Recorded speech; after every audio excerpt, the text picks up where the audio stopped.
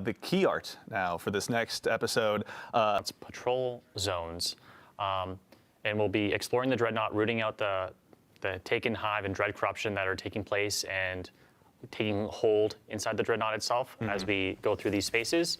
And the Nether itself is a uniquely different type of activity. We're really trying to baseline some inspiration for this activity was looking at Shattered Realm, the Coil, and of course the Dreadnought's patrol spaces. Of course, we are in the Dreadnought. Yeah.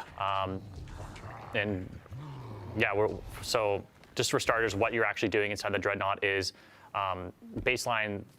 The patrol zones are randomized and varied. The encounters inside are varied and randomized as well. So time over time, when you launch into the activity, it's going to be a different starting bubble, different encounters, and different events and objectives for you to engage with and accomplish as you're exploring the Dreadnought itself. Yeah.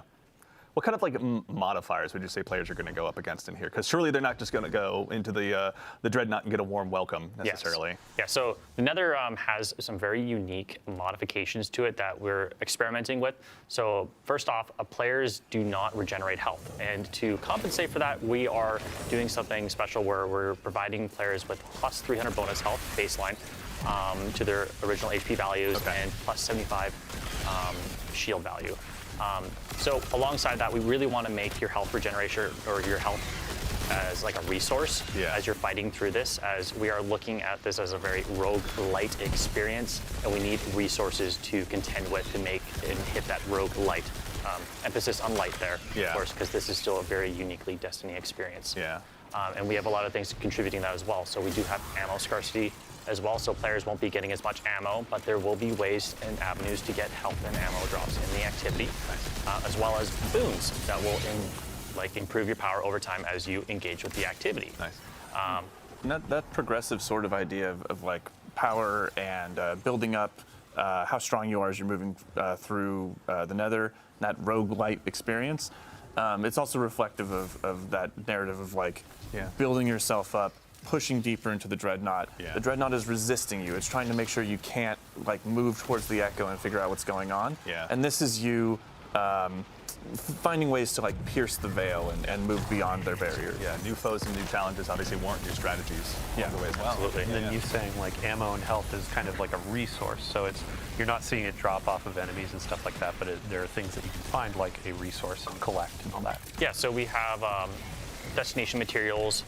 We have urns and pots kind of placed around everywhere, and also destination chests that players can find. And when you break these destructible pots, they'll explode into like a rain of health, ammo, heavy ammo, sometimes boons, sometimes revive tokens. I forgot to mention we are using revive tokens here as a resource as well, so you really need to manage, but like there are avenues to get more revive tokens. There is more avenues to get health and ammo. So we really want players to explore the Dreadnought and encourage that exploration by looking for these urns, looking for the chests, and like searching for those boons, because there's multiple avenues and like ways for players to search out and go get them. Yeah, and I mean that resource scarcity is really going to make you want to chase those down. I can imagine that health is a sight for sore eyes. Absolutely. To that end as well, actually, obviously you mentioned we're back at the Dreadnought, but I can't imagine it's the exact same one. Can you tell us a little bit about how the Dreadnought has changed? Yeah, so since the Echo has hit the Dreadnought, a lot of the spaces have changed and like modified.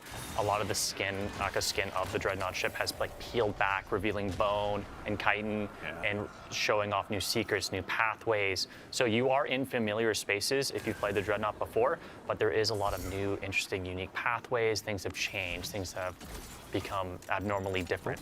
Oh, there goes our fire team. And that's the last we ever saw of that party ever again. As mysteriously as they arrived, they were gone. And we've kind of like, for players who are wanting that explorative aspect, right? We've kind of like separated out the modes a little bit, so people can go in and they can explore the Dreadnought, but people who are like looking to just bust through the activity and get loot, they have a different match-made mode, right? Absolutely. So the Nether has currently 3 modes. So there's the Nether exploration for those solo type experiences, but they can bring their fire team in as well if they'd like to. And this is more of like that patrol-esque experience that you're looking for. I want to explore at my own like pace. I want to look for secrets. I want to just engage with the space like it was a patrol space back in the day. Yeah. It still is the Nether experience of where you're going from. You're playing through the 3 bubbles and there's escalating difficulty. But we do grant to you in that mode a multitude of revives. So you have a way larger pool of revives, so you can make mistakes. Sure. It's just for those players who want to like explore at their own whim, play at their own pace. And then additionally, there's also damage modifiers for those players when they're engaging with bosses as a solo player, so they can actually tackle those hurdles as they come. Nice. And also some modifiers on like how many enemies are spawning, so they don't need to like get swarmed by every single enemy in the world. You can really take in the skybox for a little while and hang out with your buddies. Yeah. And then additionally, if you do get lost, because this is, we didn't want to overclutter the spaces with objectives, because there is a lot of things to do, and there's a lot of different things to do in every single bubble and location that you go to in the Dreadnought. If you do get lost, you just pop open your ghost, and there'll be a bunch of star objective icons that'll like let you know where you should be looking and where you should be going for the next spot. Additionally, talking back to those different modes, we do have the match-made mode on advanced baseline difficulty, and then we do have expert as well. Very cool. Okay, so plenty of challenges for the Guardians that want to undertake those. Make sure they're pushing not only themselves, but the opportunity to get loot as far as they possibly can. Absolutely. And on that loot note as well, every time you complete a bubble, there is a chest checkpoint, so you do get loot checkpoints essentially. And like the average runtime for like a bubble is 8 to 12 minutes, but you do get the most loot by completing the entire activity as a whole. Got it. But there are checkpoints for players who just want to jump in for like 8 to 12 minutes, hit that loot checkpoint, like, okay, I'm out for now, or players who want to just like rush through it and get all the loot at every single end of every single bubble checkpoint. Very cool. Okay. All right. And then also, I think, in addition to the modifiers we're talking about, the boon system is one that I heard you mention a little bit earlier. I'd love to actually kick off the conversation about that. I think we maybe saw those that were eagle-eyed that were keeping an eye on the modifiers, may have seen something a little bit earlier before. But can you tell us a little bit about the boon system? Yeah, so the boons here are, we have a multitude of boons. We have minor boons, major boons, and corrupted boons. So minor boons are minor stat increases that are pretty much just increase your power and incrementally stack. They can stack up to 10, and they're just like the typical like increased light damage, increased darkness damage, movement speed on kills. Some are like based on health and regenerate health, and are typical with mobility increases, but like things that'll make you stronger over time and allow you to tackle the more difficult as you approach them. Yeah. And then additionally, we have major boons. Yeah. And then from there, they're like actually more larger gameplay modifiers that actually affect your abilities and your actions. Yeah. And of course now, we do have Eric. That's right. Yes, actually. So anyone. And kind of make the controller disappear into your hands while you're playing. Yeah. The many tools we use, you're helping go ahead and make sure that they're all available for us. For the mouse and keyboard as Yeah, well. Those two. I'm just sitting there tapping on an empty desk. That's how my Trials teammates feel. So we're talking about the boon system. You obviously had a big hand in this as well. Rather. Can you tell us a little bit about what this system is for, and maybe about the boons the players are going to have available? Yeah, so there are a bunch of boons available. There are the minor boons that you mentioned, and then there's the major boons. So the major boons are more gameplay affecting, and they will do things like, kind of like we saw in the Pale Heart with the Traveler's Blessings, right? Where you pick something up and it kind of gives you a new ability almost. One of those in the Pale Heart was Solar Slide, where you run and slide and a solar wave would go out and blow things up. Yeah. In this, we have Solar Slide as well, but we also have Stasis Slide, where you run and you slide and a big stasis wave comes out and makes crystals and freezes things, and you can blow them up yourself. And there's stuff that is going to allow you to heal more effectively. There's looks like this one's interesting. Reduces damage piece of episodic armor worn. Oh, cool. It is quite significant boost as well. Yeah. So there's a bunch, and then finally we have the kind of kiss curse boons, as we call them, but they have an official name. What was that? The corrupted boons. And So here we are. We're looking at one right now. Yeah, so these corrupted boons are offered at the same time as major boons, as players can only obtain 5 to 6 major boons / corrupted boons per run through. Those are granted to players once randomly at one of the 3 encounters inside of the bubble, and then again to the bubble once they complete it. And there's some ritual loop stuff too that will allow them to get another one at the start of a bubble or the start of a run through. But these Kiss Curse, or corrupted boons, as we call them, essentially give you a great bonus or increase to a specific thing at the cost of a major negative. So one, for example, here that I'm really fond of is Glass Cannon, which increases all damage massively, while also increasing all the damage you take. Yeah. So- Which is also, that's the dev name internally, isn't it? Yeah, that's the dev name. So if you don't find one specifically named Glass Cannon, we are obviously, we hang out in our own Word docs and Excel sheets quite a bit. Yeah. So, That's true. And that one is interesting. It's an interesting choice that you can make since the kind of like the risk to reward ratio, right? Because you have non-regenerating health in here, you really have to come at each encounter with that kind of mindset of health as a resource. It is. And make sure that, if I take damage from this enemy or that enemy, it has the potential to stick with me unless I can find a healing source. Yeah, really there's gotta- a fire team option too, where it's like every time you're offered those major boons, your teammates can also choose different ones. So it's like, oh hey, 2 of us are going to do that glass cannon, or external. Yeah.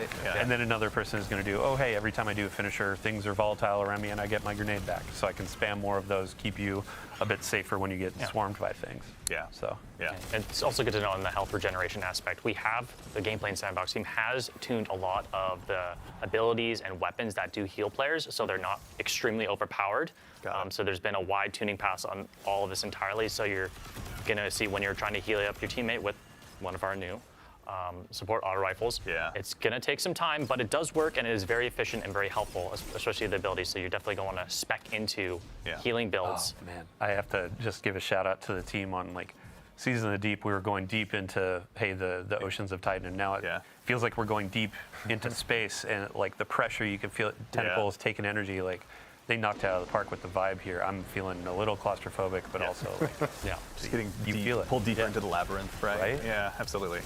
So, in addition to, there's obviously modifiers you're going to be facing as a Guardian, as a fire team. There'll be boons available to you, but this episode as well is going to bring with it a bevy of new gear between both armor and weapons. Now, obviously, for the keen-eyed Guardians in chat who are watching, there's obviously some seasonal armor, some episodic armor sets that we have here that you can go ahead and check out firsthand. But I think, kind of in the spirit of this activity and build crafting, let's talk about some of the weapons. Actually, there's one here on screen. Obviously, this is our new support frame auto rifle. Given that health is such a precious resource in this activity, Eric, can you tell us a little bit about this one? Yeah, so this is Adamantite. This is our new Strand support auto, and it has some really unique features. One of those is that when I heal enemies, so these support autos, there's 2 of them in the game now. When I hip fire at an ally, it'll send out kind of healing rounds at them, right? And then if I need to, shoot an enemy right next to that ally, I can just ADS and go full offense, right? Yeah. But the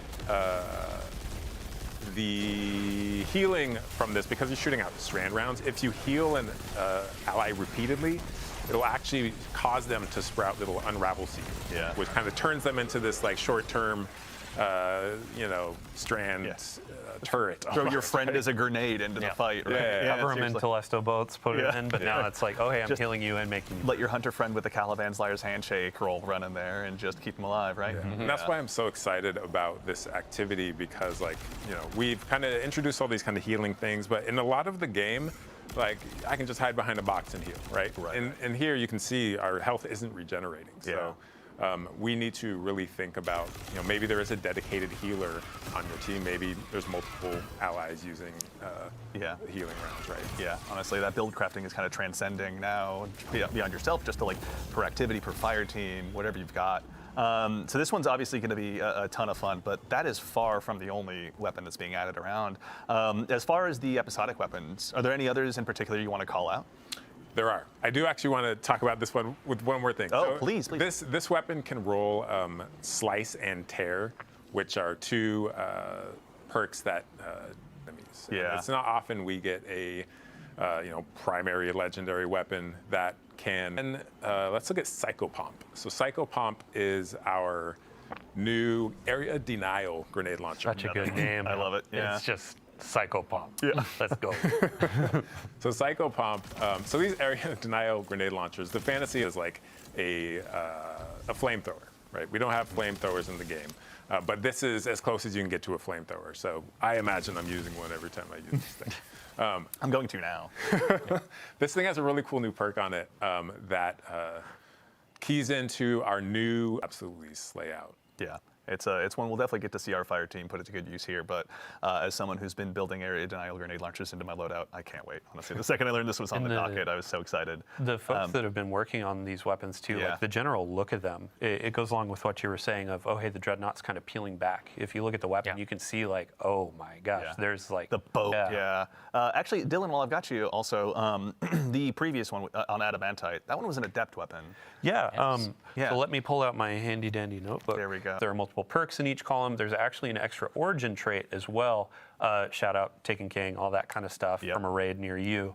But there's a very interesting ways of earning from combat. I'd love to actually go ahead. I know you mentioned earlier aspects, Eric. Yes.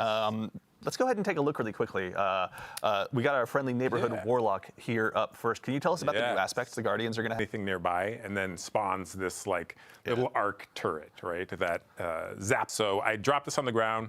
I start shooting enemies from behind my barricade. Let's say it's a rally barricade, or like we just reworked Titan's Night Stalker on the prowl. And shout out to the boy Danny Nanny, who is the designer for this one. Yeah.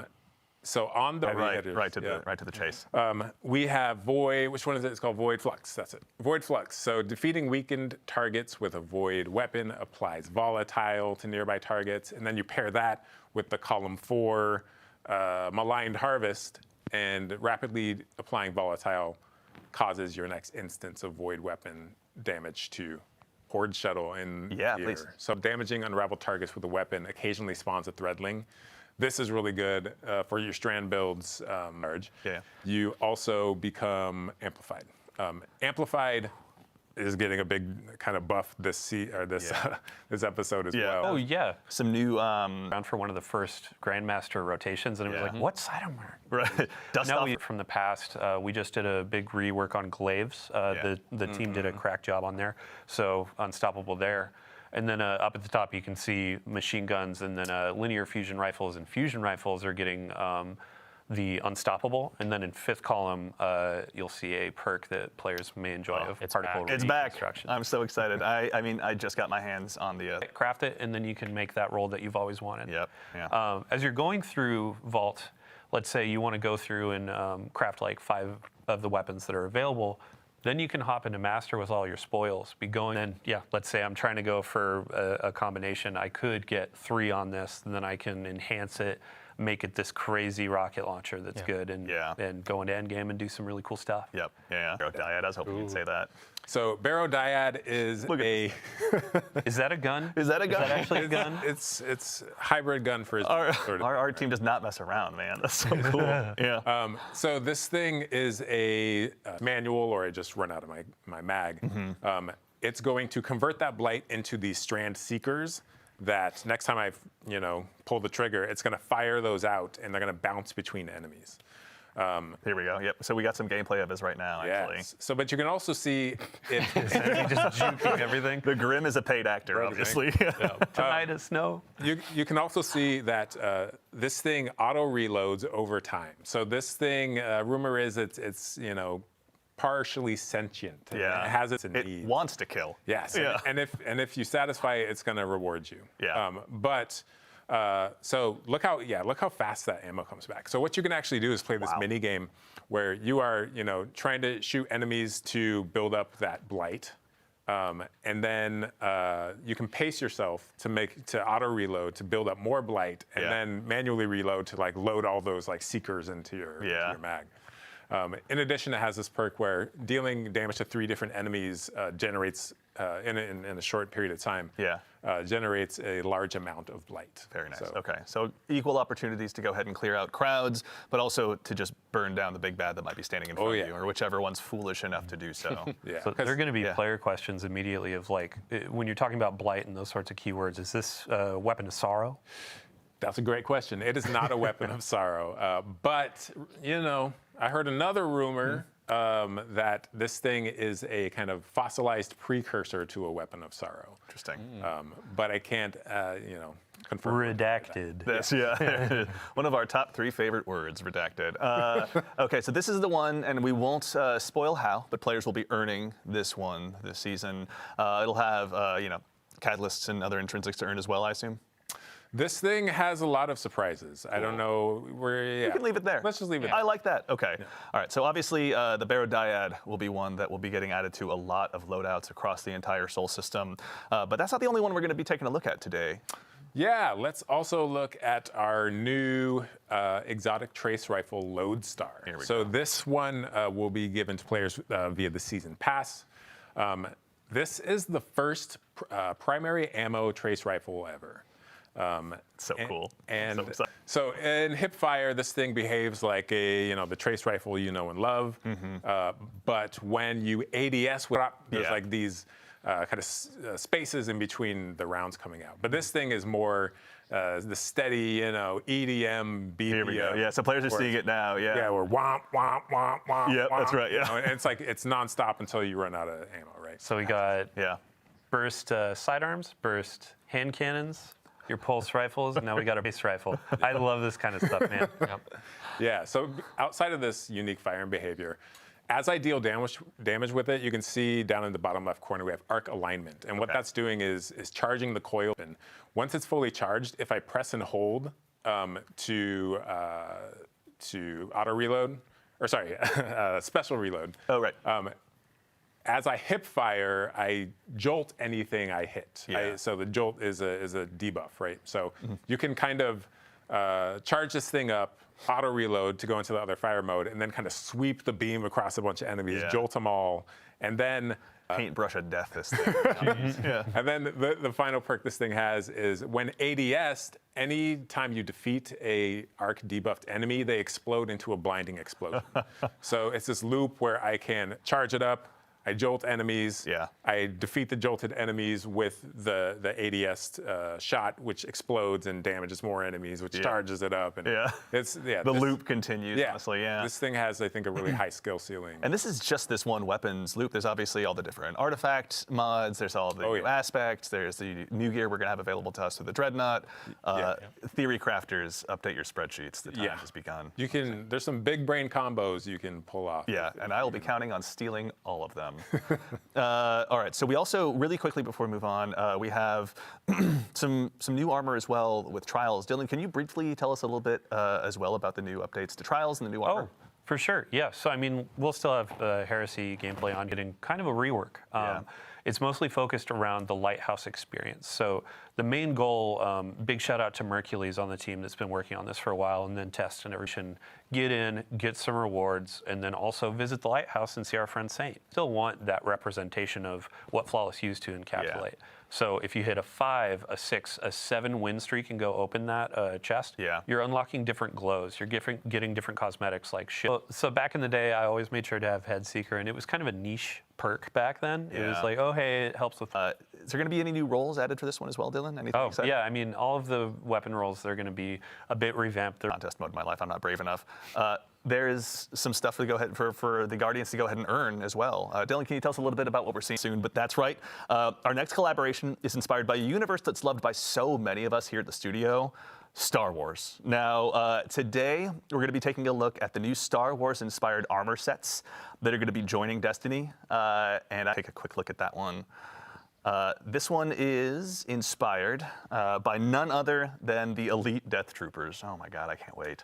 Such a beautiful cape. Seriously. Hunters are never going to need to use Super Black again. Are you kidding me? Don't tempt us, we'll find a way.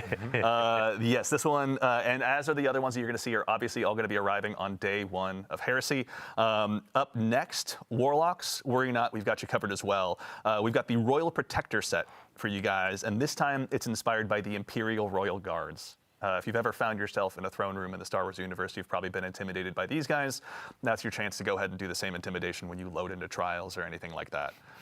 This one is obscenely cool. And then last, but very not least, we've got the Shock Enforcer set for Titans. This one's inspired by the classic Stormtroopers. Yeah, and this one actually I heard comes with an intrinsic perk that tanks your accuracy. Is that so? Which is pretty cool. It's all right. They're Titans. They're just going to go ahead and punch you anyway, honestly. We'll check on that intrinsic perk. But yes, this one, obviously, to the classic Stormtroopers out there, the fans of those, Titans, you are going to go ahead and be set and ready to go ahead and don this. Now, obviously, look here. This is the DS2 Ghost Shell, as you can tell, operational, but it's inspired by none other than the Return of the Jedi Death Star. So it's a bit of a work in progress, but who among us isn't? So good, man. I love the effect that comes out of the front. I know, it never is, honestly. I remember the first time I saw it, like I quietly lost myself, honestly, in a meeting. Thankfully, I was muted on Teams. But yeah, this one has been super exciting. Now, there's also more as a part of this collaboration for you to explore. So worry not, there's also a sparrow, a ship, emotes, and a